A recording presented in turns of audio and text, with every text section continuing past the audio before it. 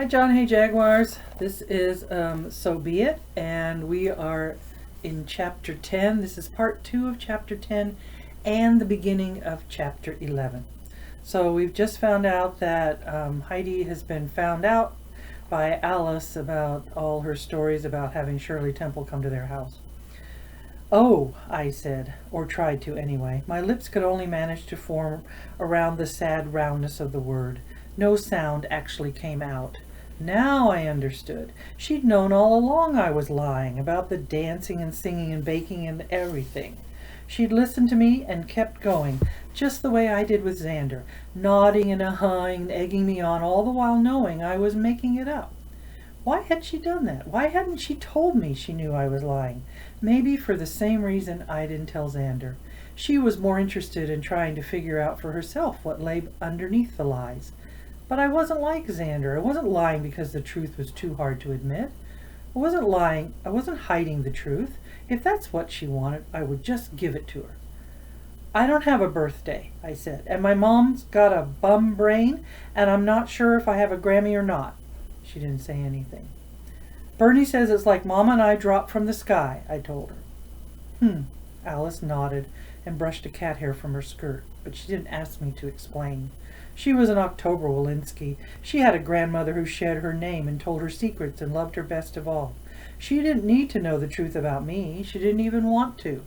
The air between us was thick and uncomfortable to breathe after that. Alice read magazines, licking her fingertip each time she turned the page.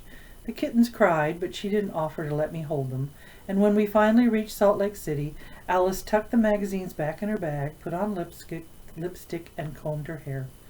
"You take good care now, Heidi," she said, as she slipped into her long green raincoat.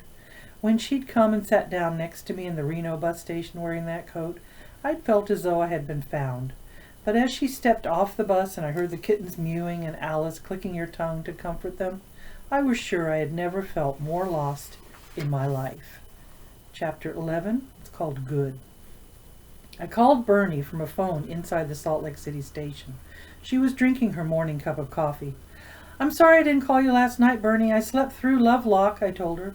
"I figured as much, but it didn't stop me from worrying," she said. "How are you, baby?" Well, how was I supposed to answer that? After what I'd just been through with Alice, I wanted to tell Bernie the truth. But if she knew I was sad and homesick, she would tell me to turn around and come back. I wasn't sure I'd be able to say no. And what bothered me even more was that I wasn't sure I remembered why I was supposed to. A large, red-faced man stopped right in front of me to light up a thick black cigar. He puffed on it for a few times, then puckered his lips and blew out the match. A soft, familiar sound passed through the air to me on a stream of gray smoke. And I remembered. "You okay?" Bernie said. "Yeah, Bernie, I'm fine," the line crackled. "Ooh, did you hear that?" she said. "What was it?" "Thunder boomers. It's pouring buckets here today.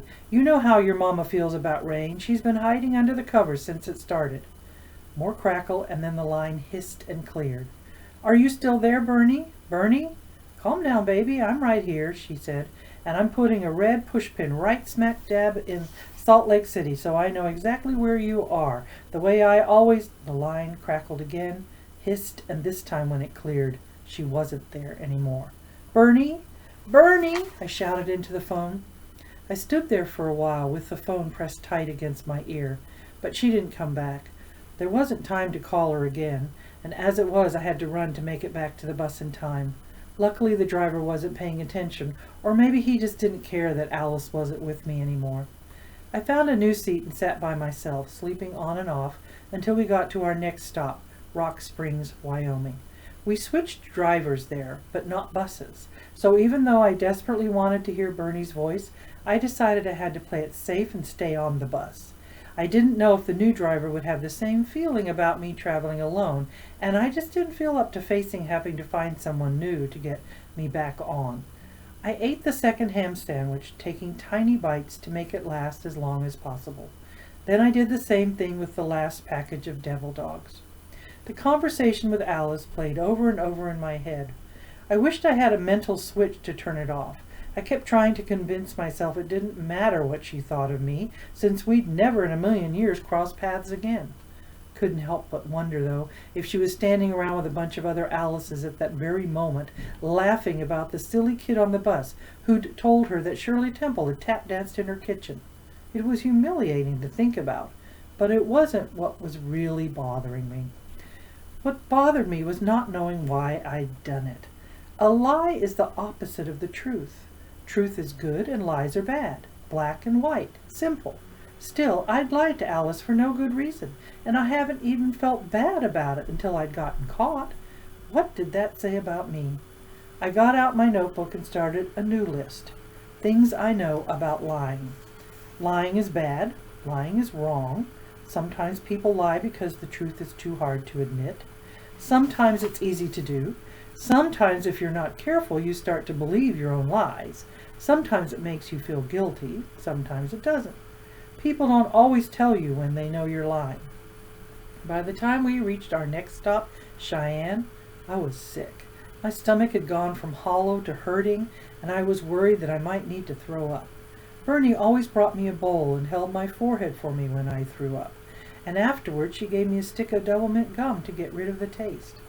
I was the first one off the bus, and I didn't care if it meant having to find somebody to help me get back on. Maybe I wouldn't get back on.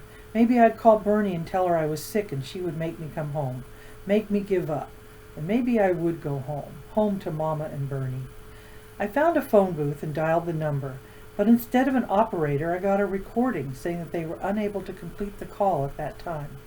I tried twice more, but still got the recording. I was half doubled over from the pain in my stomach. Through the window of the booth, I saw a little shop near the ladies' room, decided to go buy a package of double mint just in case. But when I got there, I changed my mind and asked for a cup of black coffee instead. The woman seemed surprised, and for a second I thought maybe she wasn't going to sell it to me. But I handed her $1, and she handed me change and a blue and white cardboard cup with a plastic lid. I took a quick sip. It was even more bitter than Bernie's coffee, but I didn't care. I wasn't going to drink it. I was only going to hold it and smell it and let it lead me back where I wanted to be, in the kitchen with Bernie grinding beans in her bathrobe, while Mama colored in the living room.